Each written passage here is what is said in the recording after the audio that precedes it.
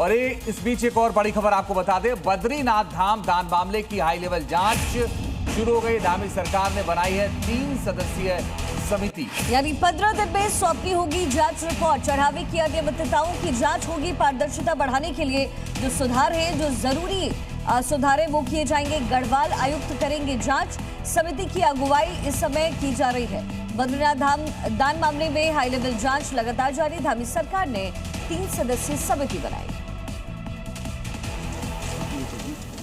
धामी सरकार की high level committee मंदिर के चढ़ावे से जुड़ी सभी अनियमितताओं की डिटेल जांच करेंगे और 15 दिन के अंदर जांच रिपोर्ट देने के साथ ही दान और चढ़ावे के मैनेजमेंट सिस्टम को और अधिक पारदर्शी, जवाबदेह और कुशल बनाने के लिए राज्य सरकार से सिफारिश भी करेंगे। राज्य सरकार के अलावा श्री बद्रीनाथ केदारनाथ मंदिर समिति ने भी एक 4 सदस्यीय जाँच कमेटी का गठन किया है, जिसने फुटेज और सबूतों के आधार पर आरोपी प्रमोद नौटियाल से 48 घंटों के भीतर लिखित सफाई मांगी है कि उसने अपने पास क्या क्या रखा है।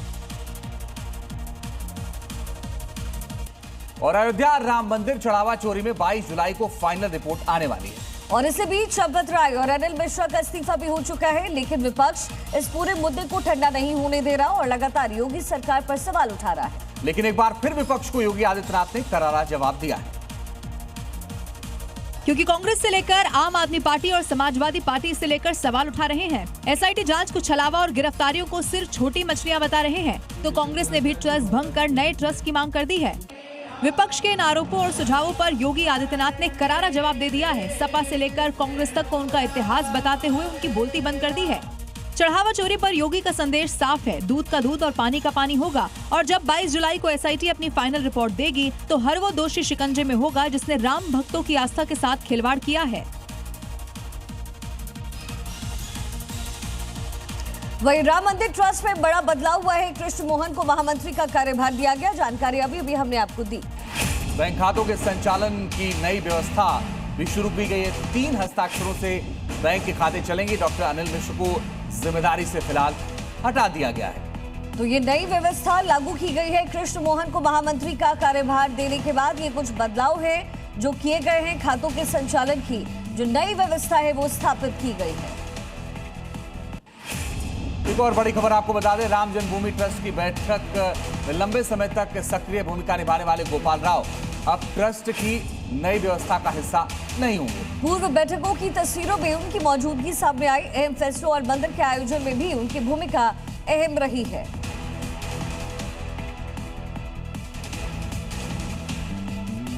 और चलिए आगे बढ़ते हुए आपको दिखाते हैं देश की राजधानी दिल्ली से जुड़ी हुई 5 अहम खबरें। दिल्ली में 70 लाख पौधारोपण अभियान की शुरुआत की गई। रिज इलाके में देसी पेड़ लगाकर ग्रीन लंग्स विकसित किए जाएंगे। साथ ही 300 इलेक्ट्रिक बसों, 3 नए डिपो, ऑटोमेटिक वाहन टेस्टिंग स्टेशन की भी शुरुआत की गई। दिल्ली के ईस्ट ऑफ कैलाश इलाके में बारिश के दौरान एक बड़े पेड़ की डाली अचानक सड़क पर आ गिरी, जिसकी चपेट में एक मर्सिडीज समेत 2 कारें आ गई। गनीमत रही कि कोई जनहानि नहीं थी। दिल्ली में तिलक विहार चौकी पुलिस ने हरियाणा के सोनीपत निवासी अजय यादव को गिरफ्तार कर चोरी की 2 मारुति सुजुकी इको कारें बरामद की हैं। आरोपी पर चोरी, लूट और अपहरण समेत कई आपराधिक मामले दर्ज। दिल्ली के पश्चिम जिले में स्पेशल स्टाफ ने बड़ी कार्रवाई करते हुए मकान में चल रहे अवैध जुआ रैकेट का पर्दाफाश किया है। पुलिस ने 13 जुआरियों को रंगे हाथों गिरफ्तार कर नकदी और ताश की गड्डियां बरामद की।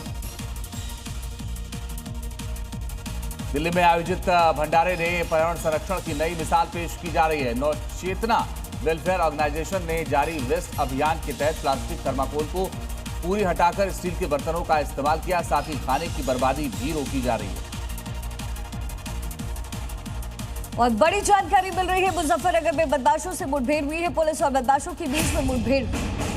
क्या बड़ी और अहम खबर आपको बता रहे हैं, 20,000 रुपए का इनामी बदमाश इस मुठभेड़ में घायल हुआ है। बदमाश पर लूट चोरी के कई मामले दर्ज थे। बदमाश से तमंचा बरामद हुआ है। खतौली थाना इलाके में मुठभेड़ हुई है और अवैध तमंचा इसके पास से बरामद हुआ है।